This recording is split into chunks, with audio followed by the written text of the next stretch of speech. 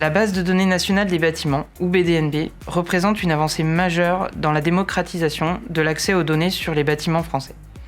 Ce socle de données ouvert aligne et met en cohérence plus d'une trentaine de jeux de données nationaux à l'échelle du bâti. Cependant, beaucoup d'informations restent encore indisponibles, incomplètes ou mal adressées. Par exemple, moins de 25% des bâtiments résidentiels disposent d'un DPE. Ce problème de données manquantes est le principal obstacle à l'estimation de l'état global du parc.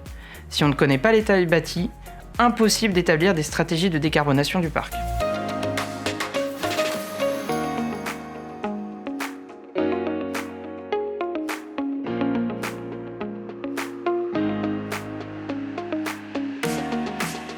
Pour relever ce défi, nous avons adopté 3 stratégies complémentaires. L'amélioration des données réelles produites par les différents acteurs du bâtiment, l'intelligence artificielle et la simulation numérique physique. La première stratégie est fondée sur l'amélioration des jeux de données existantes. Depuis 2021, le CSTB, associé à l'IGN et à l'ADEME, accompagne la start-up d'État BATID, qui vise à développer un système d'identification des bâtiments. Celui-ci facilitera la collecte, le croisement et l'accès des données à jour. La première itération du référentiel national des bâtiments se base sur le travail de R&D de la BDNB. Ce référentiel est en cours d'intégration dans les bases de données d'importance stratégique comme les DPE de l'ADEME et devrait contribuer fortement à améliorer leur géolocalisation. Le RNB sera un véritable géocommun permettant de dépasser les limites de l'utilisation des adresses postales pour s'échanger des données sur les bâtiments. La seconde stratégie est basée sur les technologies de l'IA générative. Nos équipes travaillent depuis 10 ans au développement de modèles de prédiction des informations manquantes des bâtiments en exploitant celles qui sont déjà connues.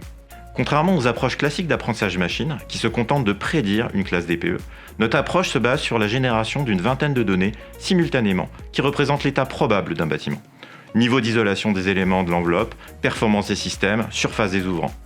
En plus de cela, pour éviter les problèmes d'hallucination, nos modèles sont probabilistes, c'est-à-dire qu'ils savent estimer l'incertitude sur les résultats qu'ils produisent, bâtiment par bâtiment, donnée par donnée. Cela représente l'énorme avantage de pouvoir informer nos utilisateurs sur le degré de confiance qu'ils peuvent avoir en nos estimations. En combinant les résultats de l'IA avec la géométrie des bâtiments, nous obtenons un jumeau numérique probable pour tous les bâtiments du parc national. Ce double numérique peut alors être utilisé par nos équipes de R&D pour réaliser des simulations physiques et ainsi tester des modifications du bâti ou encore évaluer des scénarios prospectifs.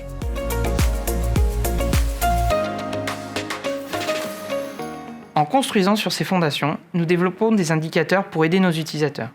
Pour les propriétaires, nous estimons par exemple le gain de classe DPE s'ils décidaient de rénover, et le bénéfice qu'ils en tireraient en termes de valeur immobilière.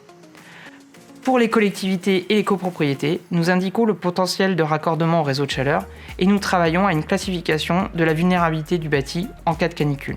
Ces indicateurs permettent d'avoir une vision de la performance du parc bâti face aux enjeux de l'atténuation et de l'adaptation au changement climatique, et de mieux cibler les actions de rénovation. Pour rendre accessibles ces indicateurs au plus grand nombre d'acteurs, nous les diffusons via 3 vecteurs principaux. Les sites GoRénov pour le grand public, les bailleurs et les collectivités, des API pour les acteurs de la tech et start-up, et des exports de bases de données complètes pour les acteurs qui possèdent leur propre système d'information sur leur territoire.